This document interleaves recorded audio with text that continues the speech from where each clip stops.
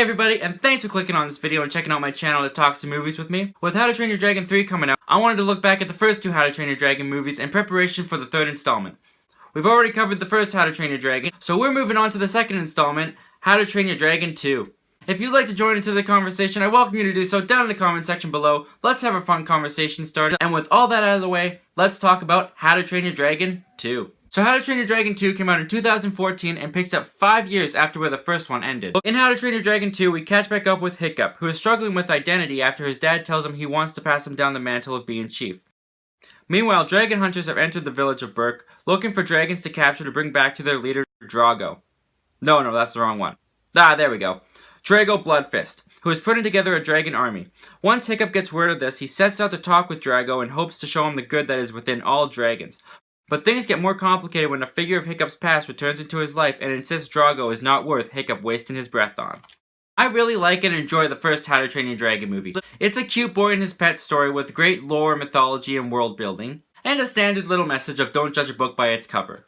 But to me, this sequel is the superior movie and surpasses the original in many ways. First off, it does exactly what a sequel like this movie should do by expanding and exploring the world and adding new elements and ideas to it, as well as extending the lore and the mythology, and they do this by showing discoverers through backstory and history. Like I said, the movie is set 5 years after the first one, and it's really cool to see how this world and its characters have evolved since then. In the first movie, we opened up with war and fire and destruction, as the Vikings are trying to fight off the dragons that are invading the village. But at the beginning of this movie, we already see that Berk has changed into a much more fun and carefree place. This movie opens up with the village attending a capture the flag type game with dragons and sheep. The opening of the last film and the opening of this film could not be more night and day from each other. While it's cool to see how the village has evolved, it's also really cool to see how the characters have evolved, specifically Hiccup. Hiccup in this film has aged just as the movie has from the last film. He's much older, he comes across as more confident and seasoned in his leadership role, and he's also in a relationship now with Asterix, which those two characters together are a really adorable couple. The side characters and Hiccup's friends also have much more to do in this film than they did in the last film. In the last film, they were really just there to be the peers that put Hiccup down and mocked him and made fun of him and bullied him. But in this film, they feel like they added more to the story and they were more involved, so I liked them way more in this film than I do in the last film.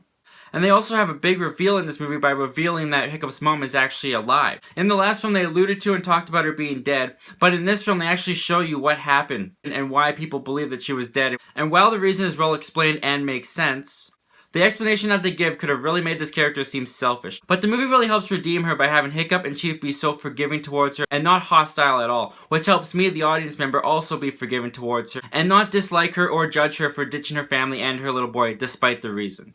And while I wouldn't have minded and it might have been kind of cool to see more conflict within that area, I really enjoy the aspect of the family reunion and dynamic in this movie. In fact, I kind of wish there was a little bit more. I felt it got very little screen time in this movie. This movie also introduces a bunch more dragons, and they all look so beautiful and colorful. Toothless I felt was also given a lot more personality here, and his pet-like qualities I felt were amplified as well as all the other dragons. And the relationship between Toothless and Hiccup has really developed into a best friends relationship since the last movie, and those two characters really have a really fun dynamic to them, and it's really fun to see them interact and play off of each other. I also find the humor in this movie to be much stronger and better than in the last film. The last film had really cute humor, but I just feel like the jokes and the timing of the humor in this movie just land stronger with me than they did in the last film. And the story this time around seems way more complex. In many ways, I find the story in this movie to be much deeper and mature than in the last film. There's many themes going on here about self-discovery, becoming a man, and even death.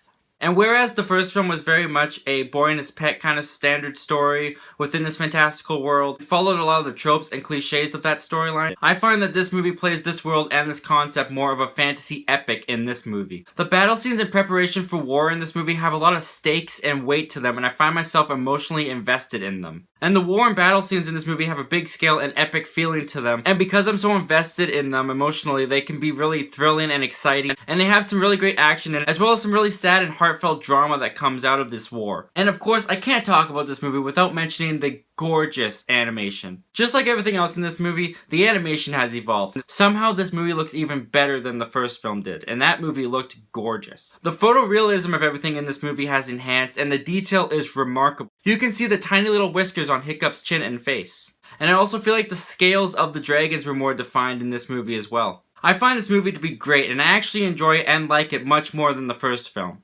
It does exactly what a sequel should do by expanding and exploring this world, building on it, developing and growing the characters, and upping up the stakes and the weight of the action and the battle scenes. I love this movie. As of this moment, it is my favorite of the How to Train Your Dragon films, but here's hoping that that third one can take its place.